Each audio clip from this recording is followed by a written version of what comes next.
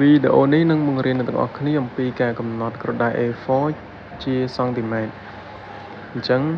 ជាដំបូងយើងចូលទៅកាន់ file បន្ទាប់មកយើងចុចពាក្យ more option នេះបន្ទាប់មកយើងចុចពាក្យថា advanced យើង scroll ចុះមកក្រោម scroll រកមើលត្រង់ចំណុចនេះបាទចំណុចនេះយើងអាចជ្រើសរើសជាច្រើនរបៀបកំណត់ក្រដាសច្រើនរបៀបមានសង់ទីម៉ែត្រឬក៏អិញឬក៏មីលីម៉ែត្រជាដើមអញ្ចឹងខ្ញុំចង់បានក្រដាសដែលកំណត់ដោយសង់ទីម៉ែត្រអញ្ចឹងខ្ញុំចុចលើសង់ទីម៉ែត្រនេះមកបន្ទាប់មកយើងចុច OK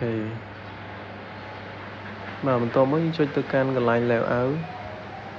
ជ្រើសរើស margin បន្ទាប់មកយើងមើលត្រង់ចំណុចនេះលើក្រោមឆ្វេងស្ដាំនេះគឺឃើញថាគឺចេញសង់ទីម៉ែត្រទាំងអស់អញ្ចឹងក្រដាសយើងត្រូវកំណត់ A4